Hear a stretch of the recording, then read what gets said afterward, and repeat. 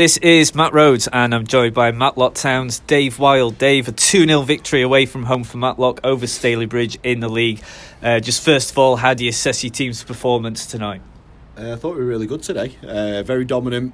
The grit and determination that we expect from the group and right the way through from staff to players today was there, and it's evident with what's been made of the fact that we've lost 3 league games on the run.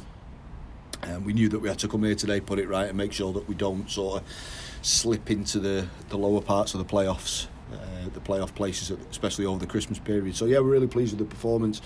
Obviously, the conditions this week have disrupted sort of preparation and training and stuff for the game. But we've had a dominant display there. I can't really remember much of Stalybridge in terms of threatening us massively. I thought we defended resolutely, and we've done well in terms of the set pieces and 2 really good goals. So yeah, pleased today.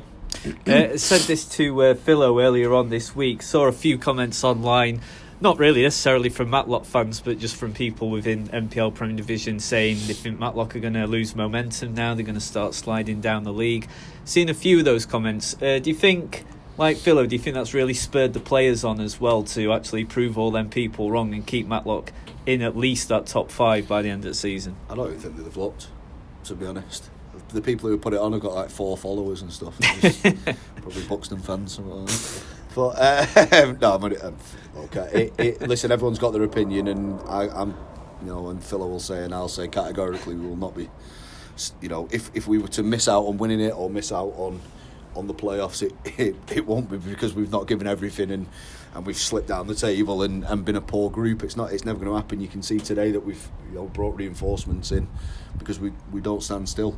It's as simple as that. We know we've had good patches and bad patches in every team up and down the country, from well City probably won't, but teams like Man United right down to us. It's everyone has a blip, and touch wood, we've just had ours just before the Christmas period, because we've got a big volume of fixtures, a lot of important games coming up, and it's sort of go time. We know that we had a really good start, and that's sort of put a bit of a target on our back this year, I think, which is a good thing, and we've just got to make sure that we continue to respond to it. So no, I'm not concerned about that in the slightest.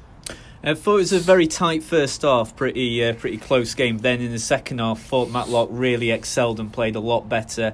Stalybridge did have a couple of good chances, Ryan Coulter clearing one off the line, but thought Matlock fared a lot better in the second half. Anything that was different, sort of like in the half-time team talk, like setup was a little bit different or anything like that? Sorry, we had a game plan anyway, in terms of, obviously there's a slight hill on the pitch. We won the toss and wanted to go uphill first, knowing that the pitch would get a little bit heavier with the weather.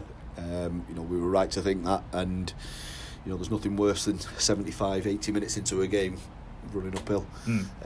So I do think that well, I don't think it did, and that will have played a part in it. We've got real speed in players like Jez, who, if you can get someone running backwards down a hill, he's 90% of the time he's going to win the race. So I think a big thing for us is that we don't look at changing stuff in terms of sort of how we play and shape and things like that. It's more that we just keep the demands on each other from the staff, but a lot of the time they're doing it on the pitch, aren't they? You look at people like Ryan Coulter, Alex Wiles today. I thought he was really demanding of the players around him, and he had a really good game today.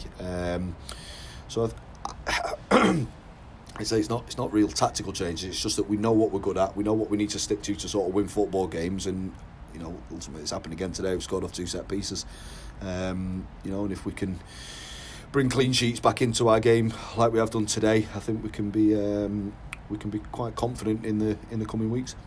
2 players making their debuts for the Gladiators today. Obviously, Akome was only on for a few minutes, but Dan Wallace obviously played full 90 minutes, his second debut for the Gladiators. Yeah. How did you think he got on? I thought he did really well. He's had 1 training session on Thursday, which again slightly disrupted because of weather and sort of tactical prep and whatnot in terms of the session. So he's come in, he's done really well. He was stuck in traffic. It's not an easy trip up for him today. But look, his distribution, his kicking today with the conditions was outstanding. He made a really good block with his feet in the second half, and we're pleased to have him on board. we've needed to not strengthen, because I don't think that's fair on Coops, because I think when Coops has come in, he's done really well. But we need, competition for places, and he's come in and certainly be keeping his shirt based on that performance. In terms of Nathan, obviously he's only got a couple of minutes, not even trained with us yet, but I think it's pretty evident to see why we've recruited him. So 2 very big games coming up, 2 final ones for this calendar year. You've got York City coming up and Buxton at home in the league. Yeah. It kind of speaks for itself. There shouldn't be any need for further motivation. They're different kinds of games, but these are huge games for the club. Anything that's going to be different in the setup to York, or is it just going to be business as usual for that York game? 100%. It's exciting. These are the games that you want to be involved in with football. Buxton, looking ahead to the Bucks, and that's going to be a massive game for both clubs. It's, well, as it stands today, going into next week, it's first v second. Obviously, Paul was there beforehand. It's a local derby. There's a lot of spice mixed into that one. But a lot of Twitter beef. Yeah. To be honest, some of the Buxton fans that tweet on there, they're all right. They have good fun with it. But yeah, it's just exciting. It's a good period. It's Christmas.